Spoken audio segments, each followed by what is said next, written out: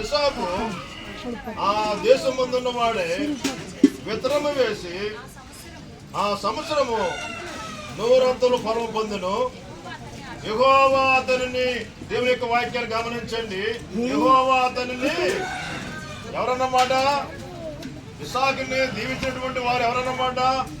యెహోవా అతన్ని ఆశీర్వదించను కనుక ఆ మనుషుడు గొప్పవాడు. కాబట్టి మరి జీవరత్నం గారు ఈ గ్రామంలో గొప్పవాడు అవ్వాలంటే ఏం చేయాలన్నమాట? విత్తనం వేయాలి, దాని కొరకు ప్రయాసపడాలి. దేవుని యందు భయభక్తులు కలిగినటువంటి ఇసాకు ఆ యొక్క గెరారు దేశంలో విత్తనం వేసినాడు. దేవుని యొక్క మాటకి, దేవుని యొక్క చిత్తానికి లోబడి ఆ యొక్క మరి గెరారు ప్రాంతంలో వాస్తవం చెప్పాలంటే కరువు వచ్చిన దినాలు. అటువంటి సంవత్సరముల ఇసాకు విత్తనం వేసినాడు. అయితే ప్రభు ఏం చేసినాడు అన్నమాట? ఇసాకు ఆ దేశం ముందున్న వాడే, అక్కడ ఏ దేశంలో ఉన్నాడు అన్నమాట?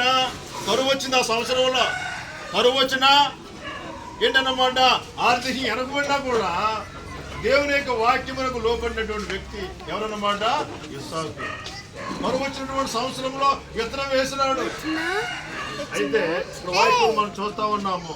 ఇసాకు ఆ దేశం ముందున్న వాడే విత్తనము వేసి ఆ సంవత్సరం 100 మరి ఇక్కడ విజయరత్నం తన యొక్క కుటుంబాన్ని మరి ఆత్మీయ